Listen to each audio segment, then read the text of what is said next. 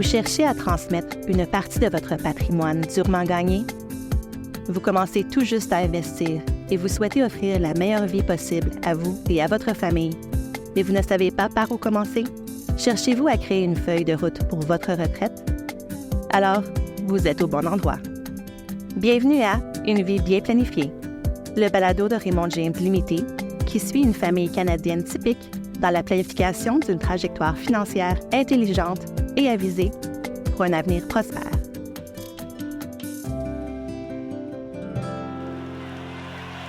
Cinq, 4, 3, 2, 1. Bonne année 2000! Les experts enquêteurs du bug de l'an 2000 ont beaucoup à dire aujourd'hui. Les centres d'information et les agences gouvernementales du monde entier signalent un fonctionnement normal des systèmes critiques dans les domaines tels que l'électricité, les télécommunications, les finances et les transports.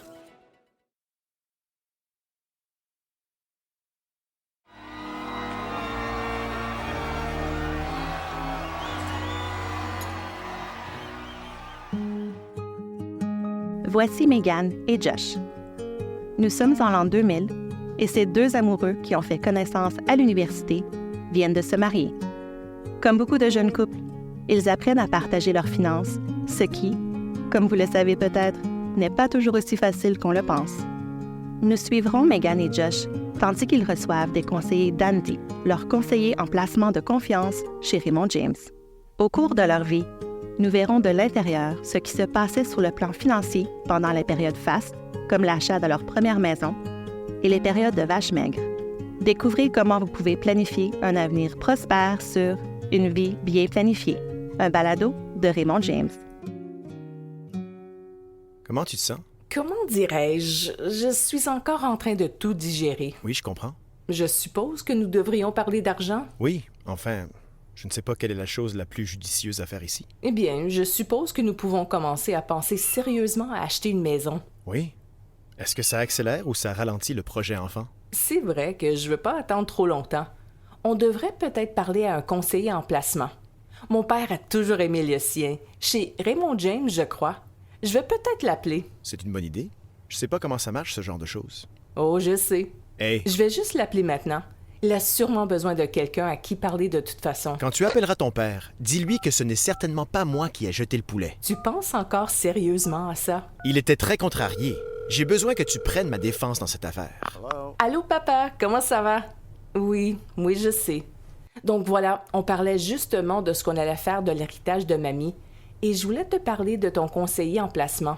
Oh, et aussi pour te dire que c'est 100% sûr que c'est Josh qui a jeté le poulet.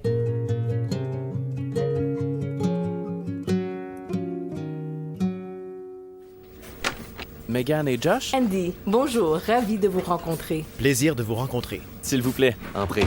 Donc, votre famille travaille avec Bill. Oui, ils sont avec Raymond James depuis des années. Ils ont toujours été très satisfaits ici. C'est fantastique. Bill est mon mentor. Il m'a appris tout ce que je sais sur les finances et moi, je lui ai appris comment utiliser le courriel. C'est un projet toujours en cours avec mes parents.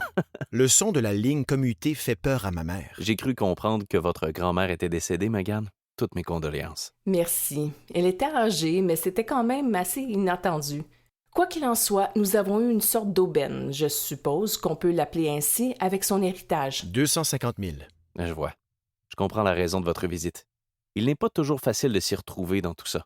Dans le cadre de cette rencontre, j'aimerais vous poser quelques questions sur ce que vous espérez réaliser et voir si je peux vous aider. Chacun a des circonstances et des attentes vis-à-vis d'un conseiller en placement. Il me serait donc très utile d'en apprendre un peu plus sur vous. Aucun problème. Très bien.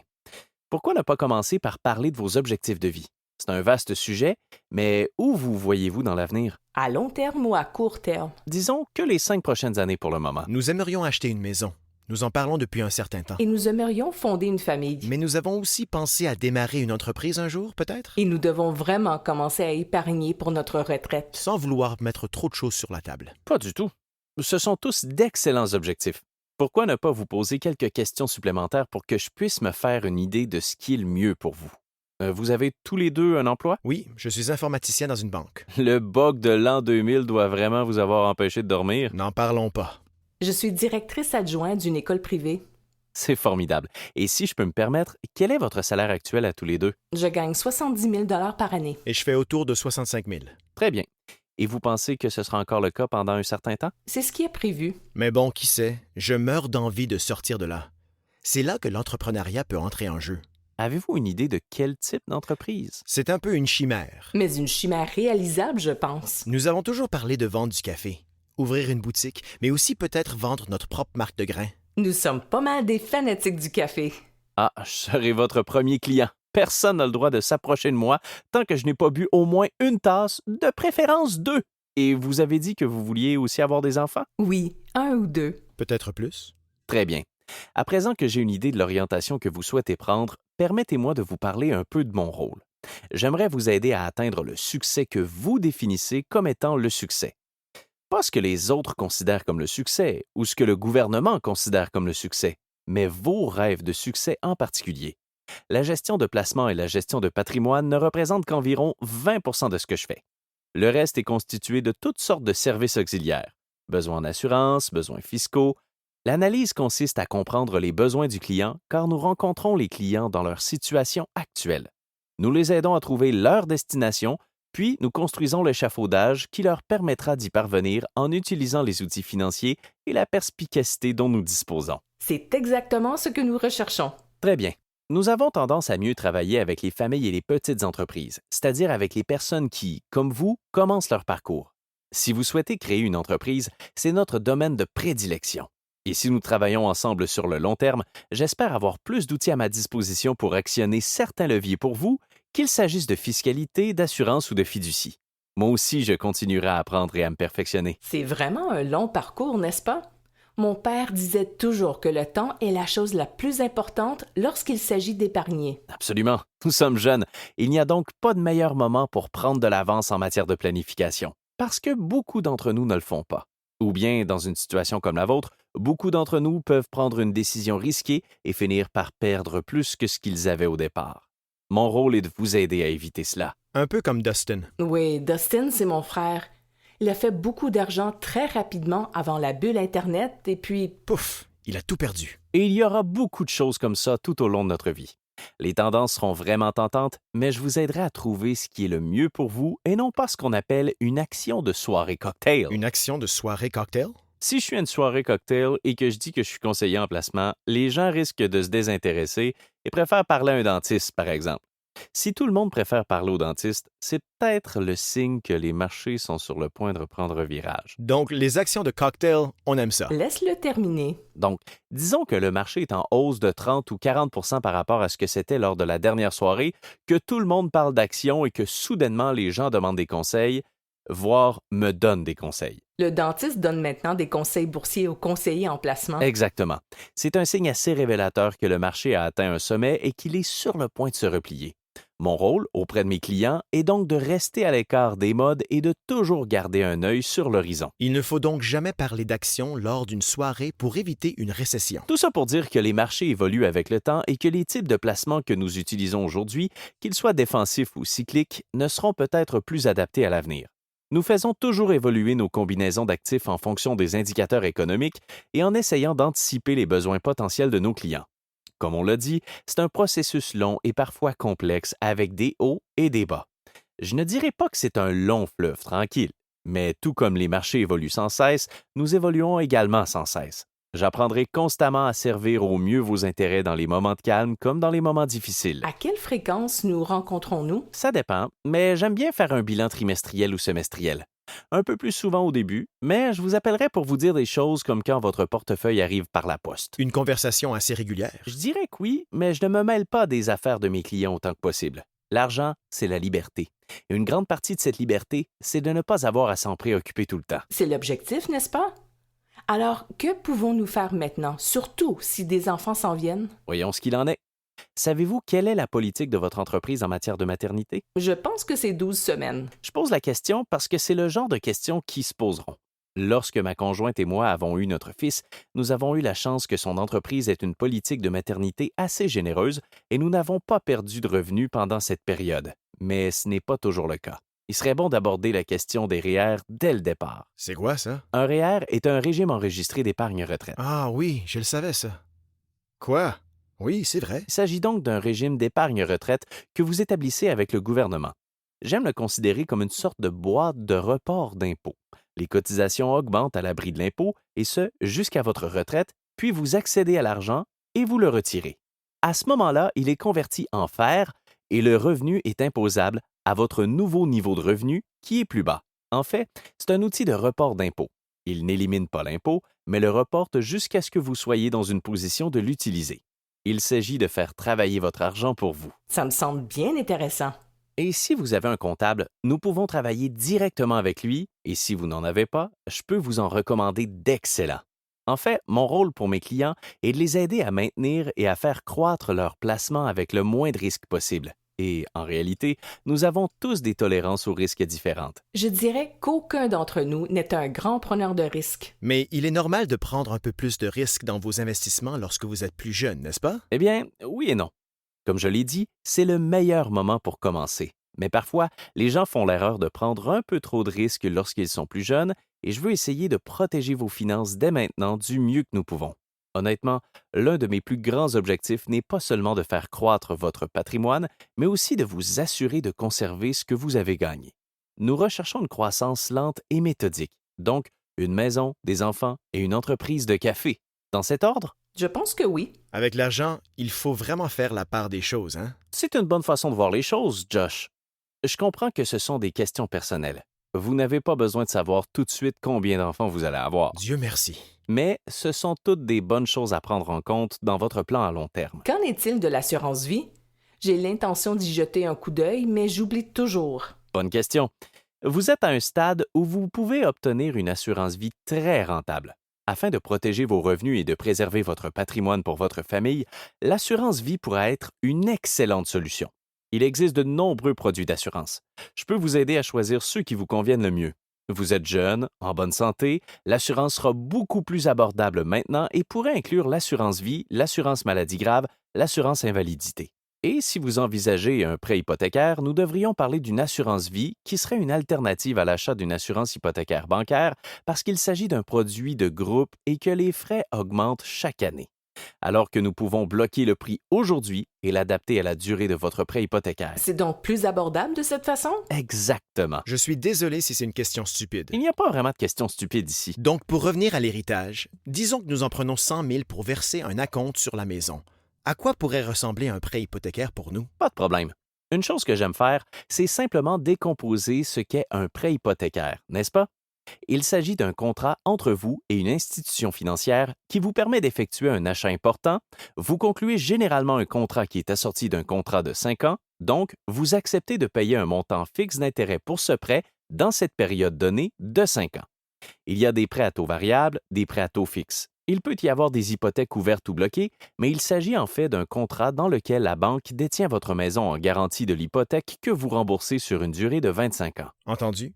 Savez-vous quelle est votre fourchette de prix pour une maison? Disons 500 000. Pourrions-nous verser 125 000 $ maintenant si nous trouvions la bonne maison? Tout à fait, si c'est ce que vous voulez. C'est donc une question de planification, n'est-ce pas? Je dirais que oui. Heureusement, ma femme est une planificatrice incroyable. En parlant de planification, que recommandez-vous pour l'épargne retraite au-delà du REER? Il y a beaucoup de choses dont nous pouvons discuter.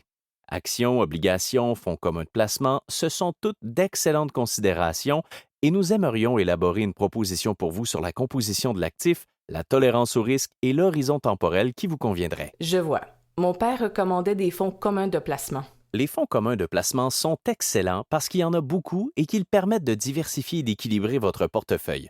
Un fonds commun de placement est un autre type de boîte dans laquelle les investissements sont placés et vous, en tant qu'investisseur, vous achetez une part de cette boîte essentiellement. Il contient entre 100 et 1000 titres différents et le gestionnaire du fonds les gère tous. Vous achetez donc essentiellement le portefeuille de quelqu'un d'autre. Mais nous examinons toutes ces choses ensemble. Puisque vous pourriez posséder une entreprise un jour et la vendre, nous en tenons compte dans l'ensemble de votre situation de retraite. Qu'en est-il des entreprises dans lesquelles investir? Je sais que vous avez dit de ne pas suivre les tendances, mais y a-t-il quelque chose que vous recommandez pour l'investissement à long terme? Oui, je vous encourage probablement à envisager d'investir dans des services essentiels. Quel que soit le climat économique, nous devons allumer la lumière et le chauffage. Et souvent, lorsque vous investissez dans des entreprises de ce type, vous recevez également un dividende, ce qui vous permet de suivre le coût de l'inflation. Il y a beaucoup à réfléchir. Avons-nous oublié quelque chose? Eh bien, nous n'avons pas encore parlé des impôts. Bien sûr, personne n'aime parler des impôts, mais c'est l'un des moyens les plus faciles de gagner de l'argent si vous les comprenez bien.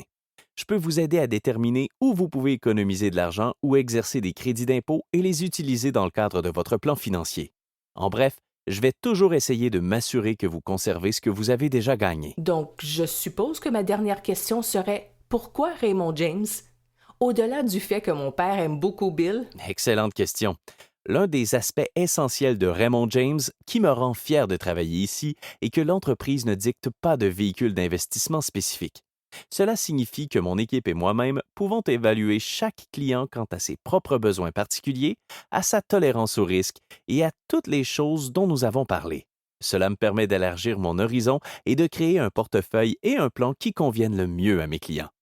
Beaucoup de planificateurs financiers et de banques proposent à leurs clients des plans à l'emporte-pièce et à sens unique. Nous ne sommes pas un émetteur de produits, par exemple.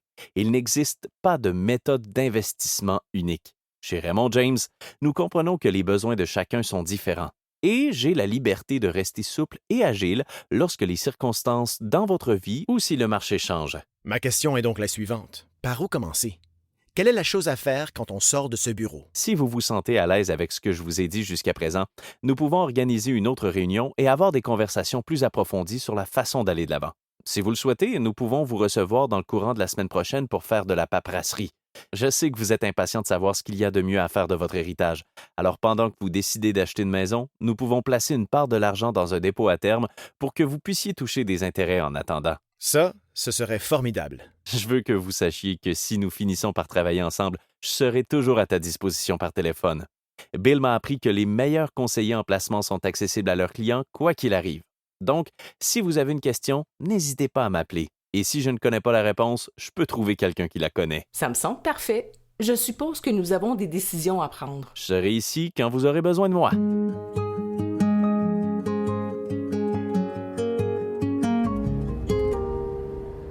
Il avait l'air cool. Je l'aime bien. Oui, il a l'air de comprendre où nous voulons en venir. Donc, maison d'abord, n'est-ce pas? Oui. Commençons à regarder cette fin de semaine. Attends, il y a un panneau devant cette maison là-bas. C'est peut-être un... Un panneau? Oui.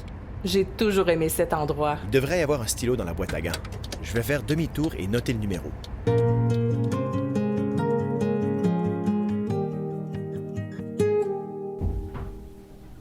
Regarde cet escalier. Il faut que tu ailles voir la chambre principale. C'est la meilleure, c'est sûr. Et c'est dans notre gamme de prix.